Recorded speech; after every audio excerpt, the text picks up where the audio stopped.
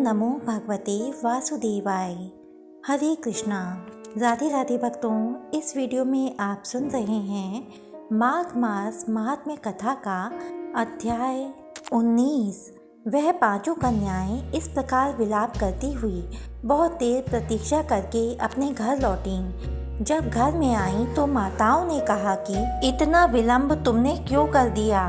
तब कन्याओं ने कहा कि हम किन्नरियों के साथ क्रीड़ा करती हुई सरोवर पर थीं और कहने लगीं कि आज हम थक गई हैं और जाकर लेट गईं। वशिष्ठ जी कहते हैं कि इस प्रकार आशय को छुपाकर वह विरह की मारी पड़ गईं। उन्होंने घर में आकर किसी प्रकार की क्रीड़ा नहीं की। वह रात्रि उनको एक युग के समान बीती।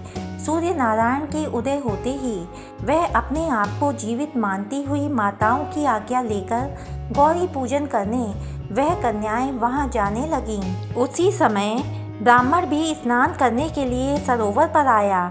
उसके आने पर कन्याओं ने वाह वाह किया।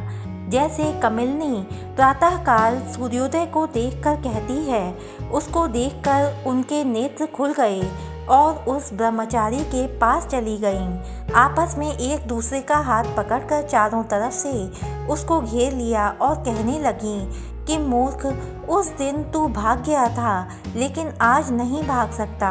हम लोगों ने तुमको घेर लिया है। ऐसे वचन सुनकर बाहुपाश में बंधे हुए ब्राह्मण ने मुस्कुराकर कहा, तुमने जो कुछ कहा सो ठीक है, परंतु मैं तो अभी विद्याभ्यास और ब्रह्मचारी हूँ। गुरुकुल में मेरा विद्याभ्यास पूरा नहीं हुआ है। पंडित को चाहिए कि जिस आश्रम में रहे उसके धर्म का पालन करे। इस आश्रम में मैं विवाह करना धर्म नहीं समझता। अपने व्रत का पालन करके और गुरु की आज्ञा पाकर ही विवाह कर सकता हूँ, उससे पहले नहीं कर सकता। यह बात सुनकर वह कन्याएं इस प्रकार बोलीं जैसे वैशाख मास में कोयल बोलती है। वह कहने लगीं कि धर्म से अर्थ और अर्थ से काम और काम से धर्म के फल का प्रकाश होता है। ऐसा ही पंडित लोग और शास्त्र कहते हैं। हम काम सहित धर्म की अधिकता से आपके पास आई हैं, सो आप पृथ्वी के सब भोगों को भोगिए। उस ब्राह्मण ने कहा कि तुम्हारा वचन सत्य है, किंतु मैं अपने व्रत को समाप्त करके ही विवाह कर सकता हूँ, पहले नहीं कर सकता। तब वे कन्याएं कहने लगी कि तुम मूर्ख हो। अनोखी औषधि, ब्रह्म बुद्धि, रसायन सिद्धि, अच्छे कुल की सुंदर नारियां तथा मंत्र जिस समय प्राप्त हो तब ही ग्रहण कर लेना चाहिए। कार्य को टालना अच्छा नहीं होता। केवल भाग्य वाले पुरुष ही प्रेम से पूर्ण अच्छे कुल से उत्पन्न स्वयं वर चाहने वाली कन्याओं को प्राप्त होते हैं। कहाँ हम अनोखी नारियां, कहाँ आप तपस्वी बालक। यह बेमेल का मेल मिलाने में विधाता की चतुराई ही है। इस कारण आप हम लोगों के साथ गंधर्व विवाह कर लें। इनके ऐसे वचन सुनकर उस धर्मात्मा ब्राह्मण ने कहा कि व्रती रहकर इस समय विवाह नहीं करूँगा, मैं स्वयंवर की इच्छा नहीं करता। इस प्रकार उसके वचन सुनकर उन्होंने एक दूसरे का हाथ छोड़कर उसको पकड़ लिया।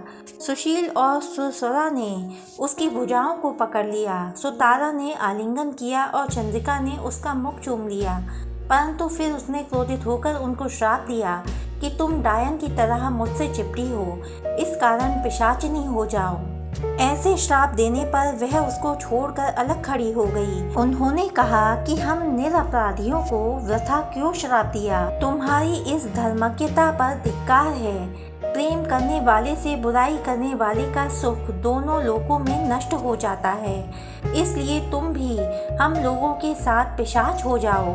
तब वे आपस के क्रोध से उस सरोवर पर पिशाच पिशाचनी हो गए और बस पिशाच पिशाचनी कठिन शब्दों से चिल्लाते हुए अपने कर्मों को भोगने लगे। वशिष्ठ जी कहने लगे कि हे राजन, इस प्रकार वह पिशाच उस सरोवर के इधर उधर फिरते रहे।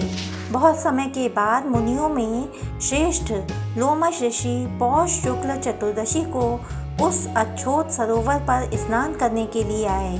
जब क्षुधा से दुखी इन पिशाचों ने उनको देखा तो उनकी हत्या करने के लिए गोल बांधकर उनको चारों तरफ से घेर दिया।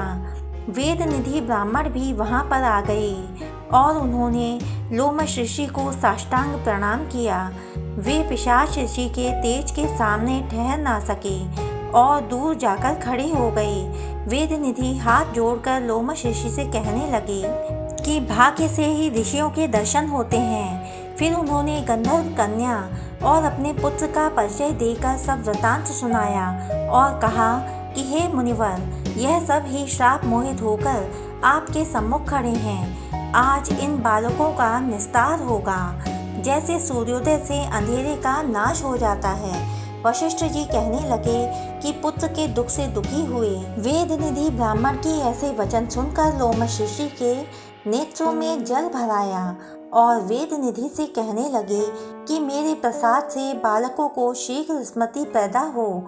मैं उनका धर्म कहता हूँ, जिससे इसका आपस का ज्ञान विलीन हो जाएगा। प्यारे भक्तों, अब तक की कथाएं सुनने के लिए आपका बहुत बहुत धन्यवाद। इससे आगे की कथाएं सुनने के लिए हमारे चैनल को सब्सक्राइब कीजिए, वीडियो को लाइक कीजिए। जय श्री कृष्णा, राधे राधे।